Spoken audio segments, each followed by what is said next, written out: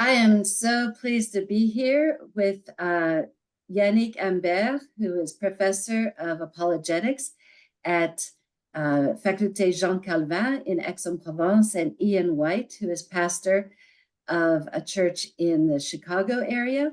My name is Ruth Leduc, and I am on the board of the Huguenot Fellowship, and it's just a wonderful opportunity for them to share about a new book that has just come out, Reclaiming the Dark Ages. So we look forward to learning more about that. And so Yannick and Iain, thanks for being with us today.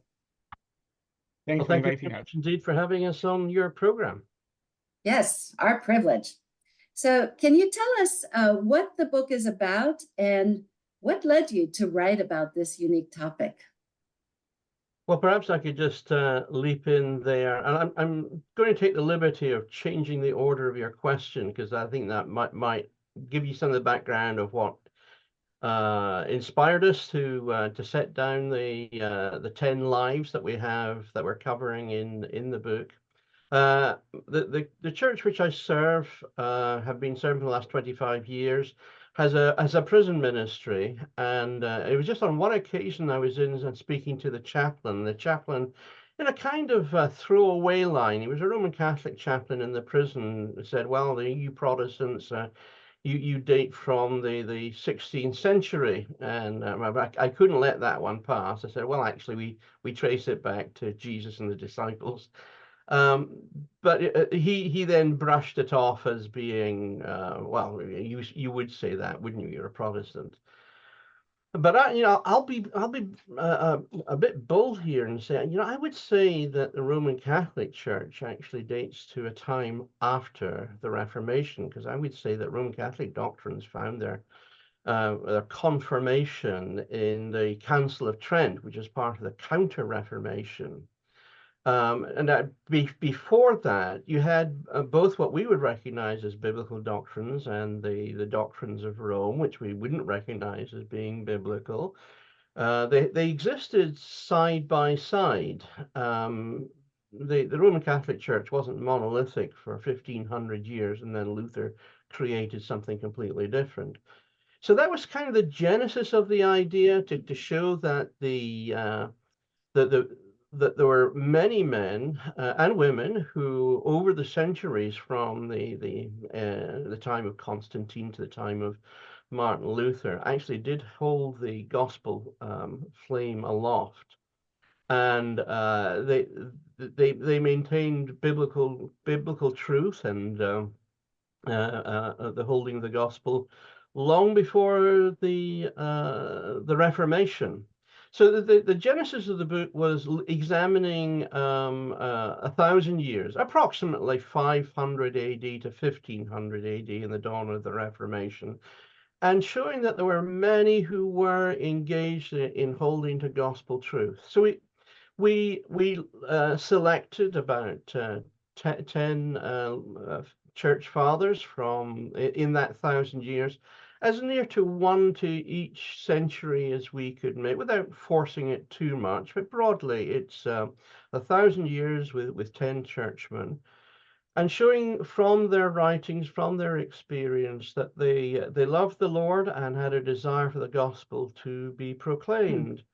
So that was the genesis of the project, and that was the intent behind it, to show God did not just abandon the gospel message for 1,000 years until Martin Luther nailed his 95 Theses, but that in that time there were faithful men. Now, that doesn't mean to say that we would agree on absolutely everything that is said and done by these 10 representative individuals.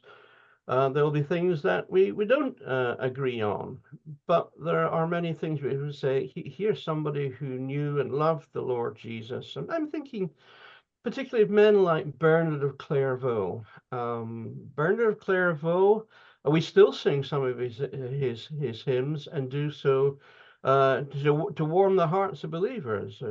Jesus, the very thought of thee with sweetness fills my breast. I mean, why would we not sing such a beautiful hymn of adoration to our Savior?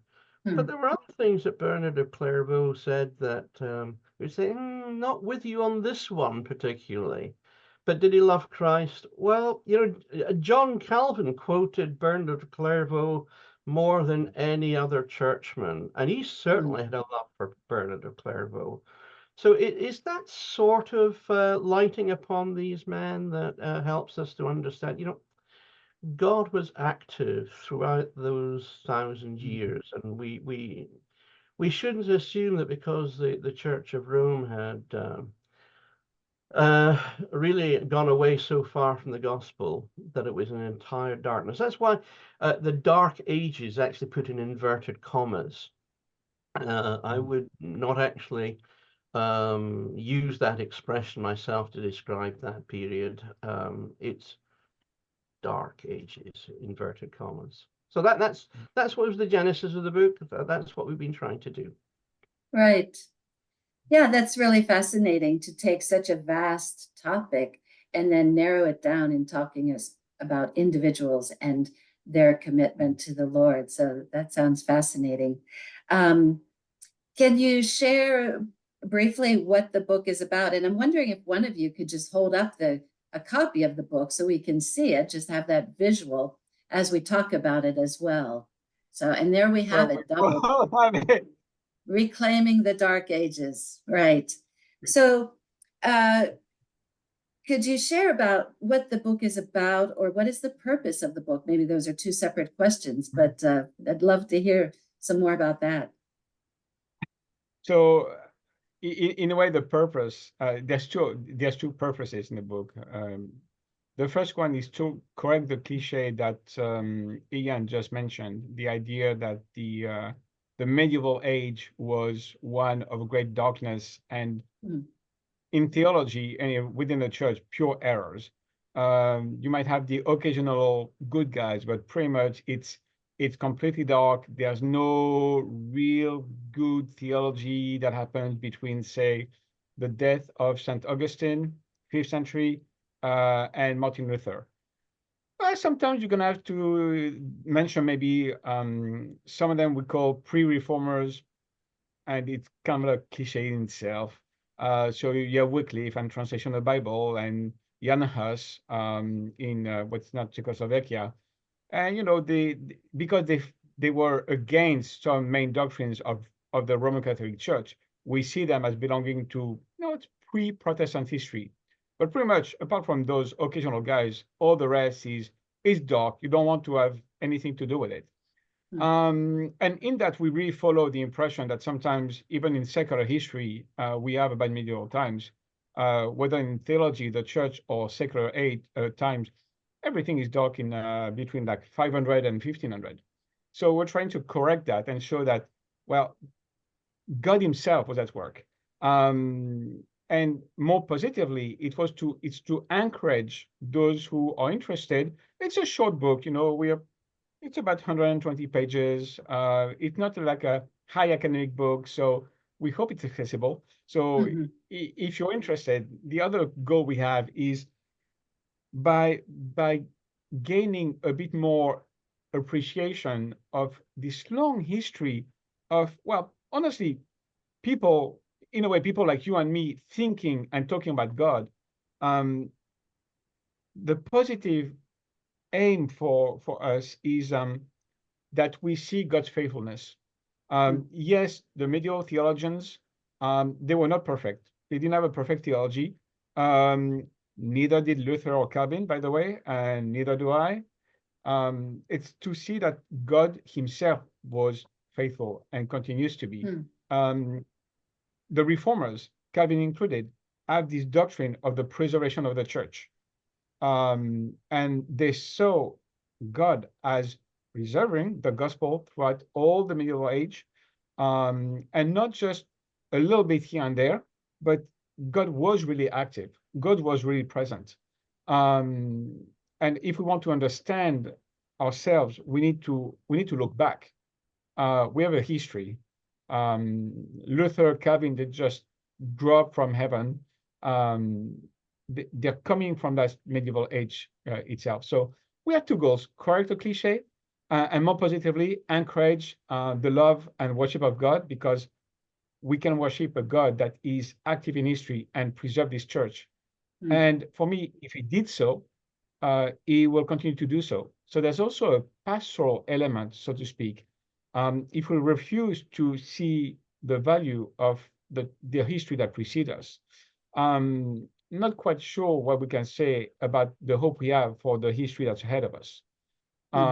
So that would be my little pastoral take on that. And hopefully I can communicate that to my students, when I teach a bit of church history here at the seminary. And I'm always struck by struck, maybe I should not be struck, but when you start saying like, okay, well, this semester it's going to be medieval age, and you start seeing like rolling eyes, and students just want to leave now before it's too late. So hopefully the book is a contribution to a more appreciative view of history of the church, but also of God's activity, God's presence. Yeah. Wow, that's really helpful. And I appreciate the fact that you're able to take a book, a theme that is so vast, and 120 pages, it's very accessible, as you said. So even people who haven't done a lot of studies in history, or that it is a fairly short book, and so just making that accessible to people, and just those themes of taking the historical element, but then bringing in that pastoral aspect and God's sovereignty. That's that's very captivating, and really, really appreciate that. So bringing it down even more practical, what would you say one could gain from reading this book? Well, perhaps I might leap in at this point and somewhat piggyback on what Yannick has just been saying in terms of a pastoral application. So if somebody picks it up and says, "Oh, it's just another history book," and then immediately lays it down, then they're not understanding what's the heart of the book, which is to say, God is at work. And I hope that as readers make their way through the chapters, that they'll actually be encouraged in their faith. You read of such men as Peter Waldo and his heart for evangelism, and his desire to write out tracts in his own hand and put them in with the products that he was selling and so forth. And the courage of Jan Hus, who was burnt at the stake at the Council of Constance. So that there are men that will be just, what does Hebrews say? Of whom this world is not worthy. And reading through the heroes of faith of Hebrews chapter 11, this and I don't want to over-egg the cake, but it's showing how God continues to be at work, and we hope that the various chapters will show how God was at work in that 1,000 years. So it is aimed at the non-academic. It's not with 10 footnotes at the bottom of every page, nor an extensive reading list at the end of the book. It's an introductory work that we hope somebody with at least a slight interest in what God's been doing for that 1,000 years might pick it up. It's not meant to be in any sense an academic work. It's meant to be an introductory work. And if folk would then want to go and read substantial biographies of any of the men that we point to, at least they would have the names before them. Some of the names they may never have heard of, but we hope that it whets their interest for the future, and that they will follow up on that with deeper reading and see what God has been doing throughout the history of the church. And I don't know if this would, Yannick mentioned that he hoped his students would benefit from it. Perhaps it might be as well, just to say very briefly at this point, that the French edition will be coming out, God willing, sometime early in the new year. And then after that, there'll be a Spanish edition. So it's been translated, and the publication is in process for both French and Spanish sometime next year. Wow. Well, that's wonderful. Yeah. Just making, again, that accessible. So we certainly, as you said, it whets people's appetite for further reading and for just digging deeper. So, Yannick, do you have any further thoughts? And then we certainly want to give information about where the book is available and how people can get their hands on it. Yeah, maybe just briefly, for me, the one other thing we're looking at achieving also is for the reader to take away the maybe like a more humble reading of history. You know, I include myself in it. As Protestants, we see the heresies first. And then occasionally we're going to see the good things that came out of the medieval age. And in a way, if the only thing the book achieves is for, you know, us readers, I include myself in that. If we gain a more humble reading of the past, look back and say, well, you know, or a more generous reading of the past, and see that, yeah, they weren't perfect. I am not downplaying the errors of Roman Catholic doctrine. No, if I am not. I know about that. No, I teach medieval age, but a more generous reading. In a hope also maybe to encourage the ones that are going to come after us to look back and have also a humble and generous reading of what we will have written. Because our books are certainly in need of being read generously, because our theology is not perfect. It's far from it. So in a way, it's a bit this humble and generous reading of the past. So that's a book, 10 figures of the Middle Ages, going from about 500 to 1500. We try to pick one per century, more or less. Some more known, some probably relatively unknown. So short book, Reclaiming Dark Ages, that is published by Christian Focus. So you can obviously find it on the Christian Focus website, and also on online bookstores like Amazon. I'm sure has it. And this will be in the link in the video. So thank you. Great. Well, it certainly whets my appetite to get the book and to read more. I just really appreciate that humble and generous reading of the past and how that affects how we live in the present. So very pastoral and yet historical in bringing those two elements together. So we will include that information about where to access the book on the Huguenot Fellowship website. And just really appreciate you taking the time to share about this new book that's just come out, Reclaiming the Dark Ages. So thank you, Iain and Yannick, for being with us. Thank you very much indeed. Thank you.